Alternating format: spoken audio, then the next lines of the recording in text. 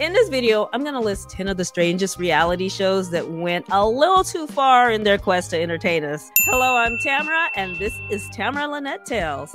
I'm so excited that this video is being sponsored by HelloFresh, but I'll get into that a little bit later. Let's talk about these strange reality shows, starting with number 1, The Swan. The Swan aired in 2004 and 2005. The show focused on transforming the appearances of women who were considered unattractive. They put them through extensive makeovers like plastic surgery, dental work, fitness training, plus emotional transformation. Now, on the surface, the concept of giving someone a makeover to help them feel good about themselves sounds amazing and generous. However, they decided to turn this makeover show into a beauty competition. Yeah, let's take these women with low self-esteem issues, give them amazing makeovers, work on building up their self-worth, then undo all their esteem work by making them battle for the opportunity to compete in a beauty pageant. So each week they chronicle the stories of the 2 ugly ducklings, that's their term, not mine, over a 3-month period. So after a group of cosmetic surgeons, dentists, personal trainer, life coach, therapists, and stylists decide what procedures the women should have. Now, critics noted that the person who was a psychologist, their PhD in clinical psychology came from an online accreditation program. Anyway, the audience watched as the women went through extreme and often painful plastic surgery, intense cosmetic dental procedures, restrictive diets, and in some cases, fierce workouts twice a day. Now, take this woman, for example.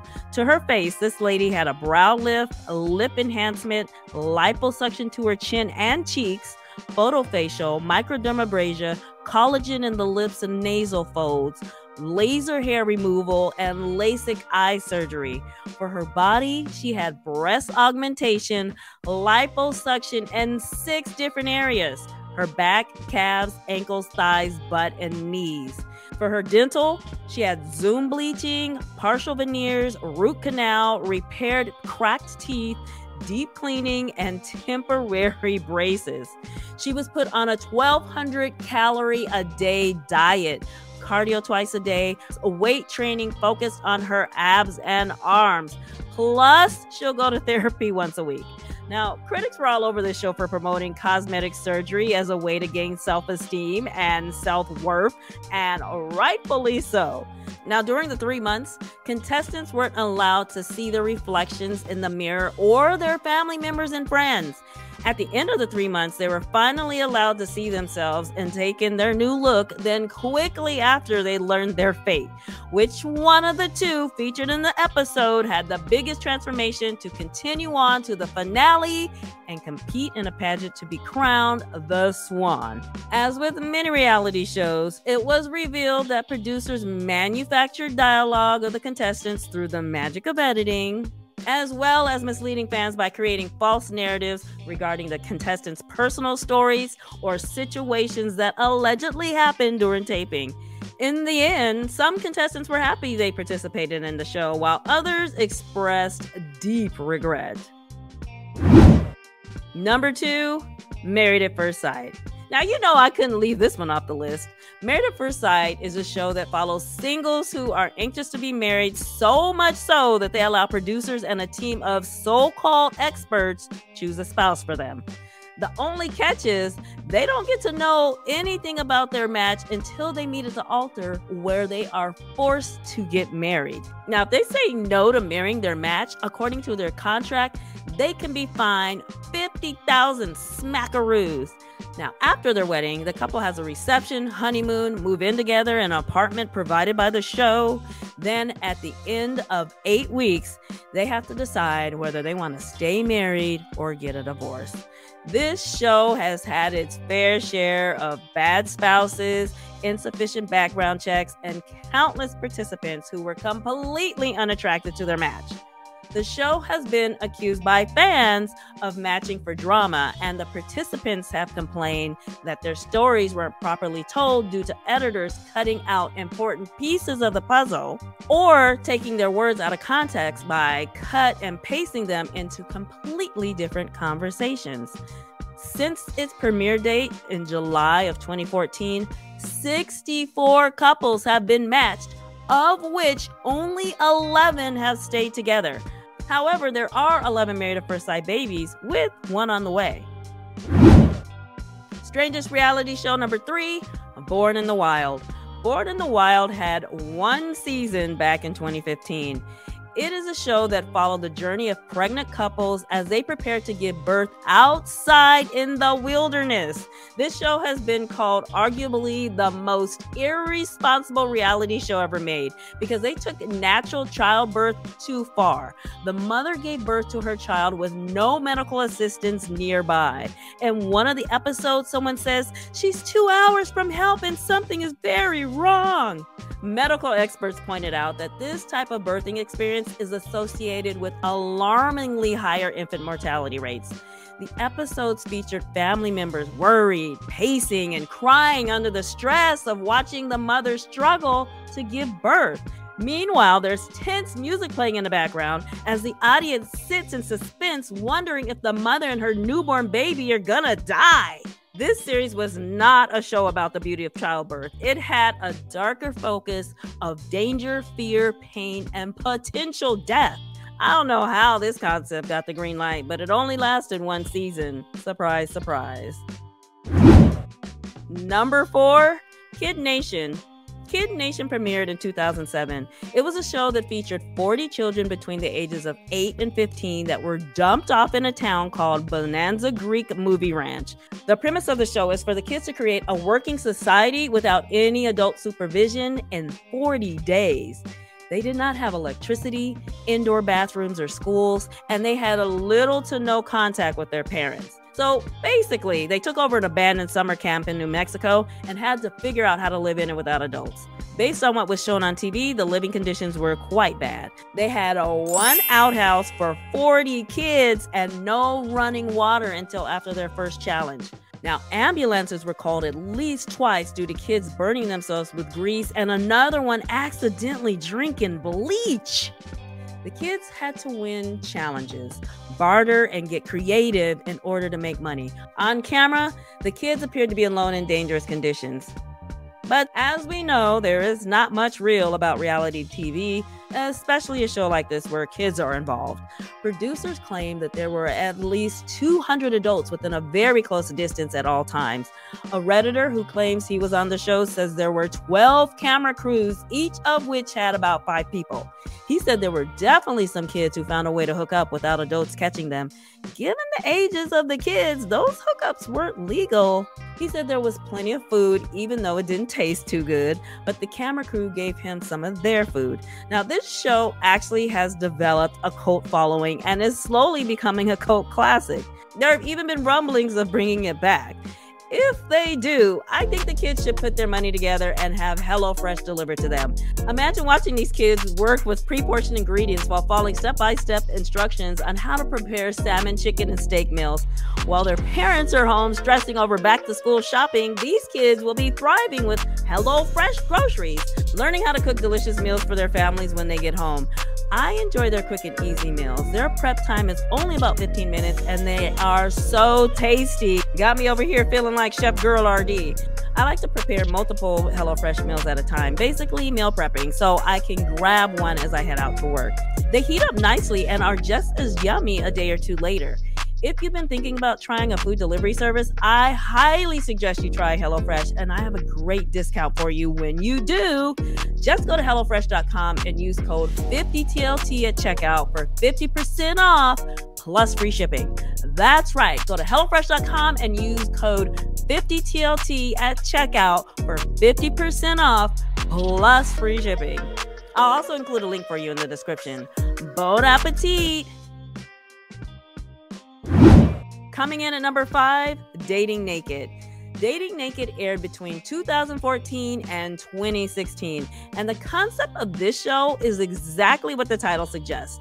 This naked dating show put men and women on a remote tropical island, then they go on new dates with 3 different naked people. Then they reveal if they have a connection with anyone. Now, eventually they're allowed to put some clothes on. In the meantime, the show works overtime to blur their body parts with the exception of their butts.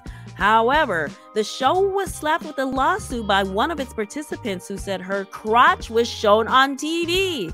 Apparently, producers promised her that non-G-rated glimpses of her body would not be shown. But that's not how it went down. When she was tumbling in the sand with a possible love interest, they showed her goodie basket to the world, or rather their 78 viewers. I'm not sure why she would go on a nude show, take off her clothes, but not want to be shown naked. The unedited and unblurred naked footage that they shot is out there somewhere. That's a huge leap of trust if you ask me. I don't know what happened with that suit, but I suspect she didn't win. These reality TV show contracts are written to protect the networks. As for the success of this show, one couple did fall in love and get married. It's not clear if they're married today. As for the concept of the show, maybe if it had aired on HBO or Cinemax where they wouldn't have to blur out the nakedness of it all, it would have had the impact the producers were hoping for. But in real life, there are nudists who date, so the concept isn't so far-fetched or shocking. Perhaps if they had followed real-life nudists who were single and dating, this would have gone over better with potential fans. Instead, viewers were left wondering what the point of the blurred naked dating show was. Strange reality show number 6, The Moment of Truth. Now, The Moment of Truth debuted in 2008. This is a game show that demonstrated how far people will go to humiliate themselves and their loved ones for money. On this show, contestants were strapped to a lie detector and made to answer 21 super personal questions. If they answered all of the questions honestly, they won $500,000. So the way it worked was, prior to appearing on the show, each contestant answered 100 questions while connected to a polygraph. Without knowing the results of the polygraph, they were asked 21 of the original questions on TV, with each question being more and more personal. The more questions they answered honestly, the more money they won. However, if they refused to answer a question or answered dishonestly, they would lose the money and the game would be over.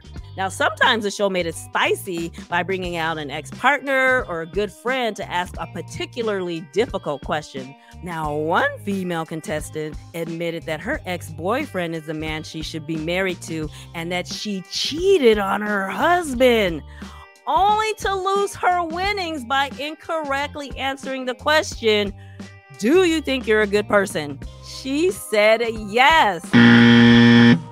Talk about a wrong answer. Number 7, I Want to Marry Harry.